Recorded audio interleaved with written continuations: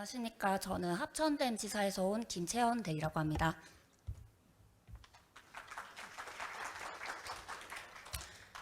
발표 주제는 합천 수상태양광 운영관리 1년 과제와 개선 방향입니다.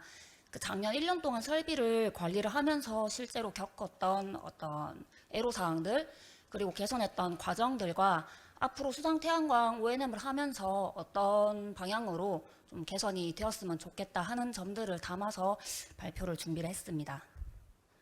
네, 목차입니다. 네, 첫 번째 합천 수상태양광의 현황입니다. 수상태양광이란 태양광 모듈을 이 수면 위에 설치하는 친환경 발전 설비입니다. 광전 효과를 이용해서 발전을 하는 기존에 있던 태양광 기술에 조성과 계류 기술을 복합을 해서 만든 이 신개념의 발전 시설인데요. 이 수상 태양광을 설치함으로써 얻을 수 있는 장점은 이 국토가 아닌 수면 위에 설치를 함으로써 이 설치 공간을 효율적으로 확보를 할 수 있다는 점이 있고, 그리고 이 수면의 냉각 효과로 태양광 모듈이 더 좋은 발전 효율을 가져갈 수 있다는 점, 그리고 모듈 밑에 생기는 그늘의 어류들이 산란장 등으로 쓰기에 모이는 등 생태계에도 친환경적인 장점이 있습니다. 합천에는 2011년에 첫 번째 수상 태양광 설비가 들어왔습니다. 국내 최초 100kW급의 실증용 모델인 일수상 태양광이 먼저 설치가 됐고요. 2012년도엔 500kW급의 이상용화 모델, 다음 연도는 태양광 궤도 추적식 연구용 모델이 설치가 되었고요. 이런 사업 초기 모델들을 통해서 이런 발전 시설에 대한 검증과 연구를 통해서 이를 기반으로 2021년 11월에 세계 최초 최대 규모의 다목적댐 수상태양광, 합천댐 수상태양광이 발전 개시를 하였습니다. 네, 설비 구성입니다. 우선 수상 설비는 태양광 모듈, 수상 구조물, 계류 장치 등의 설비들로 구성이 되어 있고요. 이 하나의 수상 설비를 저희는 블록이라고 하고, 이 블록은 합천 군화인 매화 형상을 반영을 해서 디자인을 하였습니다. 이 수상 블록은 2.5MW급 블록이 15개, 1.3MW급 블록이 2개 해서 총 17개소가 합천호 위에 설치가 되어 있고요. 태양광 모듈은 수상 전용 모듈로 해서 450W짜리 용량이 92,160장 설치가 되어 있습니다. 해서 수상 블록에서 발전된 전력은 수중 케이블을 통해서 가까운 전기실로 보내지게 되고요.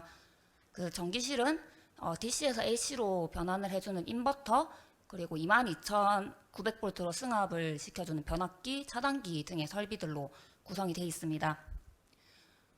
이 전기실의 용량은 10MW 용량으로 총 4개소씩 있고요. 이 전기실의 위치는 전압 강화를 최소화할 수 있고, 그리고 댐의 계획 홍수위보다 높은 위치 등을 고려를 해서 위치를 선정을 했습니다. 그래서 전기실에서 승합된 전력은 19km의 전용 선로를 통해서 메인 변전소로 보내지게 됩니다. 메인 변전소에는 유입 변압기, GIS 변전 설비 등이 있고요. 지금 기존에 있던 합천 수력 발전소에 변전소와 같이 사용을 하고 있고, 또 거기서 1호사 모선에 같이 접속을 해서 한전계통에 연계를 시켜주고 있습니다. 그 외에도 제어실에는 모니터링 시스템, 스카다와 같은 계측 제어 설비 등도 구성이 되어 있습니다. 1년간의 운영관리 결과입니다. 22년도 1차년도 발전 실적으로는 67MWh로 EPC사에서 보증하는 발전량 대비해서 106% 초과 달성을 했습니다. 작년에는 굉장히 기상 조건도 좋았고 해서 발전 실적이 좀 잘 나왔던 것 같고요. 특히 4월, 5월, 10월 달이 발전 실적이 좋았는데 일대 일사량이나 온도도 높지 않은 그런 봄, 가을철에 발전이 좀 잘 나온다는 것을 확인할 수 있었습니다. 그리고 작년 하루 중에 또 최대로 발전했던 날, 최소로 발전했던 날 각각의 하루 동안 발전 출력이 어떻게 변하는지에 대한 데이터도 가져왔는데요.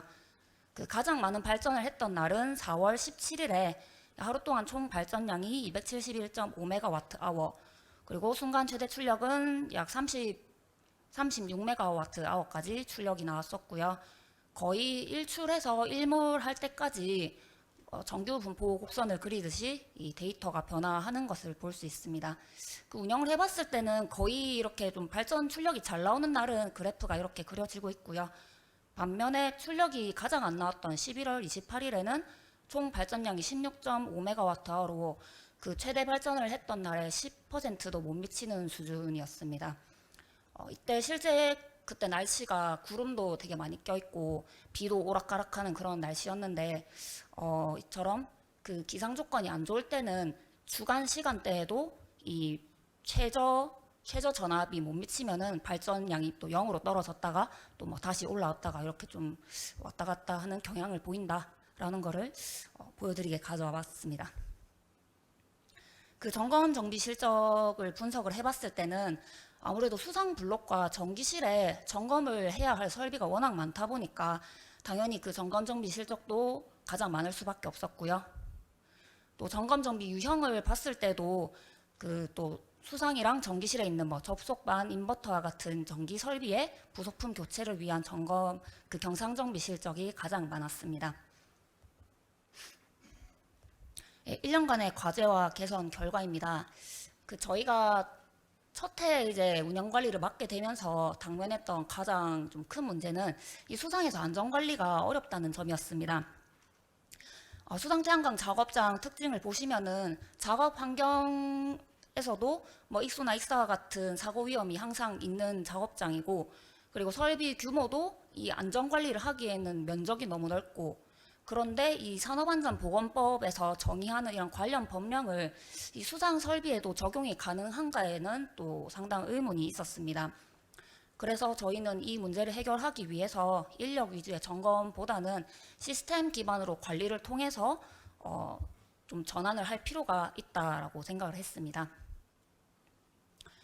해서 개선 결과로는 저희는 원격으로도 작업장의 위험 요소를 실시간으로 인지할 수 있는 모니터링 시스템을 구축을 했습니다.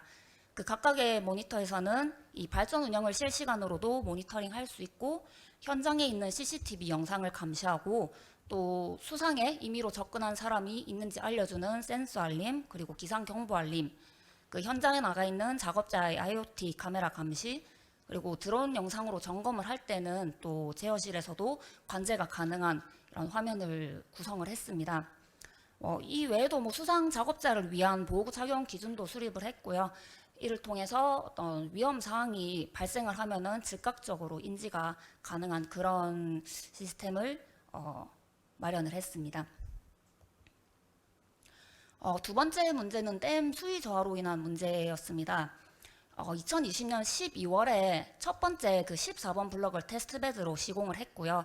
그때 당시 합천댐 수위가 166.79m였습니다. 그리고 이제 준공을 하고 운영관리 넘어오면서 올해 5월 4일에 댐 수위가 최저점을 찍었는데요. 145.97m로 이 첫 테스트베드 시공 이후로 최대 20m가 넘게 이 수위가 지금 저하가 됐습니다. 이로 인해서 발생한 문제점으로는 첫째로 이제 수상 블록과 육상이 충돌하는 문제점이 발생을 했고, 두 번째는 원래 음영이 지지 않았는데 이 댐 수위가 저하되면서 일부 모듈에 이 그림자도 진다는 문제점이 발생했습니다. 이거는 그 실제로 그 블록이 육상과 충돌하는 순간에 이 영상을 찍은 모습입니다.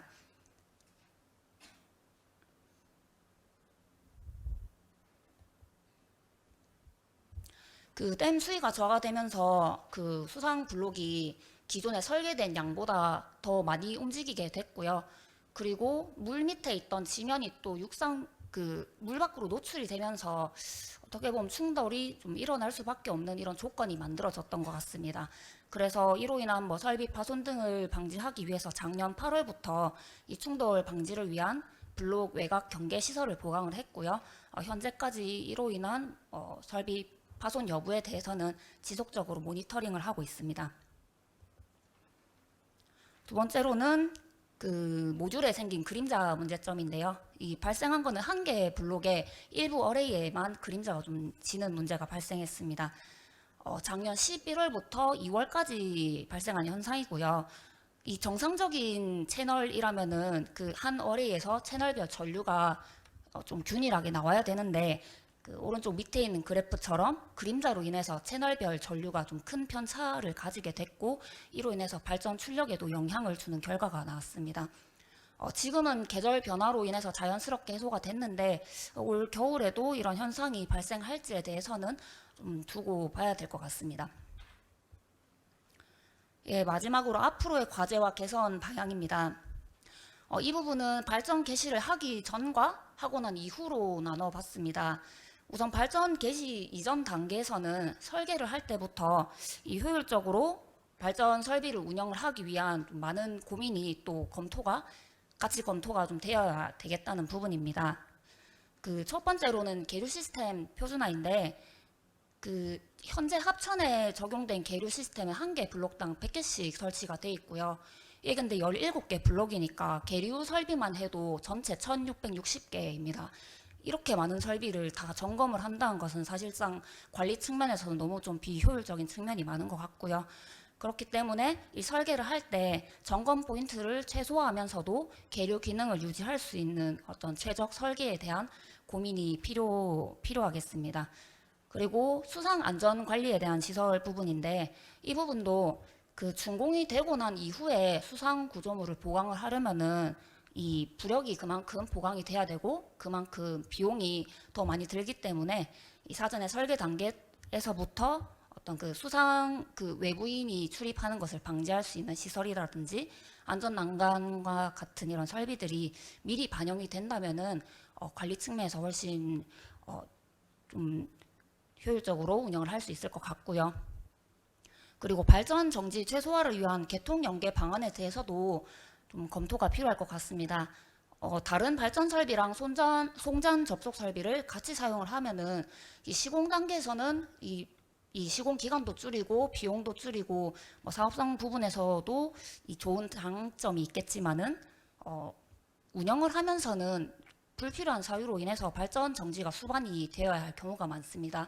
그러면 발전 정지가 되면은 그만큼 결국 손실이 발생을 하는 거기 때문에 이에 대해서도 어느 방안으로 가는 것이 어떤 뭐 사업성 측면에서도 그렇고 효율적일지에 대해서 고민이 되어야 되겠습니다. 다음으로는 발전 개시 이후 단계입니다. 이제 합천 이외에도 이런 대규모 수상 태양광을 관리해야 할 작업장들이 계속 많아지게 될 텐데요. 그렇기 때문에 수상 태양광에 정말 적합한 점검 정비 노하우를 개발하고 축적할 필요가 있겠습니다. 그 예를 들어 이제 드론도 자동으로 비행을 하고 오면은 그 점검자는 결과 데이터만 받아서 점검을 한다든지, 그리고 모니터링 시스템도 각 개별 모듈의 상태를 모니터링 할 수 있는 이런 기술이 개발이 되면은 이 유지 관리 측면에서 효율적인 관리가 가능할 것 같고요. 그리고 향후에는 수상 태양광을 운영 관리한 사업장 간의 기술 교류를 통해서 전문 역량을 확보해 나간다면은 앞으로 저희 그 수상 태양광 사업을 안정적으로 지속해 나가는 데 많은 도움이 될 거라고 생각합니다. 네, 발표는 여기까지입니다. 감사합니다.